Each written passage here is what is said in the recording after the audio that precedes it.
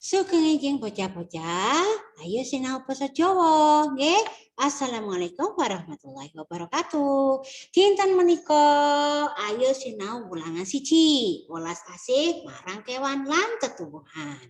Pasinau loro makarya bebarengan. Tujuane bocah-bocah sinau yaiku siji supaya bocah-bocah saged ngidentifikasi pokok-pokok cerita, nggih. Nomor kali supaya bocah-bocah saged jelasaken isine wajan. Ya, wajan cerita ingkang urut utawa runtut. Nggih. Ayo bocah-bocah monggo diwaca bebarengan. Gotong royong nandur wit pelem. Dina minggu iki ing desane Dapa bakal ana gotong royong kanggo nandur wit-witan.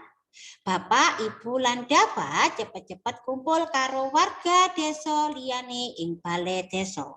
Bapak nggawa alat resik pacul, Ibu nggawa kaleng, lan Dapa nggawa kresek gede kanggo wadah sampah.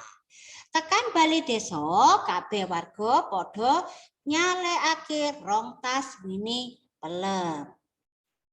Ya, dening Pak RT. Siji tas mini pelem ditandur ing kebon desa lan liyane ditandur ing saben halaman omah. Kabeh warga gotong royong miturut karo panduan sing diwenehake dening Pak RT. Bapak-bapak maju di lemah banjur masang wini wit pelem. Sawise wini wit pelem dipasang, banjur dikubur meneh karo lemah sing dirangkul sadurunge. Ibu-ibu nyirami wini kuwi nganggo banyu saka tap banyu sakitare kebon. Dapa karo kanca-kancane padha ngrewangi siram-siram nganggo kaleng lan siwur. Pancen seneng nandur wit-witan bebarengan.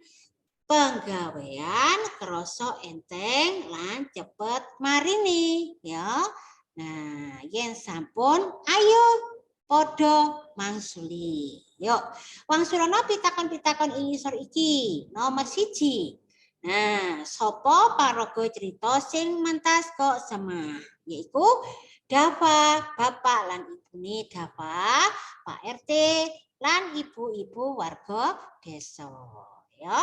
Lajeng nomor kali, kapan gotong royong nandur wit pelem dianakake? Ing dina Minggu ana gotong royong nandur wit pelem ing desane Dapa. Ya, lanjut nomor 3. Apa wae piranti sing kudu digawa ana ing cerita kuwi? Dapa nggawa kresek ya. Nggih monggo yen ditulis Dapa nggawa kresek gede nggih saged. Terus bapak nggawa pacul, ibu nggawa kaleng, lan para warga desa nggawa rong kresek mini pelem. Nomor sekawan. Wit pelem kuwi arep ditandur ing ngendi wae? Siji wit pelem ditandur ing kebon desa, sijine ditandur ing ngarep omahe warga desa. Ya, nomor 5 ing cerita kuwi apa wae kegiatan sing dilakoni Dapa. Dapa cepet-cepet kumpul karo warga lan nggawa kresek kanggo wadahi sampah. Ya. Nomor 6, apa wae kegiatan sing dilakoni ibu-ibu ing cerita kuwi? Nah, sing dilakoni ibu-ibu yaiku ibu-ibu nyirami winih pelem kuwi. Nggih. Nomor 7, kepriye carane nandur wit pelem ing cerita kuwi? Lemahe dipaculi, banjur masang winih pelem. Banjur dikubur meneh karo lemah sing dirangkul sadurunge. Aja lali disirami. Nggih. Nah, iki bocah-bocah uga iso gawe ukara dhewe. Ya, lek badhe gawe ukara dhewe nggih saged, tapi yen boten saged nggih niki mawon boten menapa. Nggih. Nomor 8, gene Bu RT ngewenehi gedang goreng lan jus pelem marang wong-wong. Biasane yen gotong royong iku ana suguhan, ya. Nah, iki Bu RT menehi gedang goreng lan jus pelem gawe apa? Amarga gawe suguhan para warga desa kang lagi gotong royong. Nggih. Nomor 9. Nah, gene sampah-sampah kudu diklumpukake ing kresek gede. Nah, iki jawabane iso ning kene uga iso ning kene. Yen ditulis ning kotak nggih saged supaya lemahe resik lan subur amarga badhe ditanduri wine telah.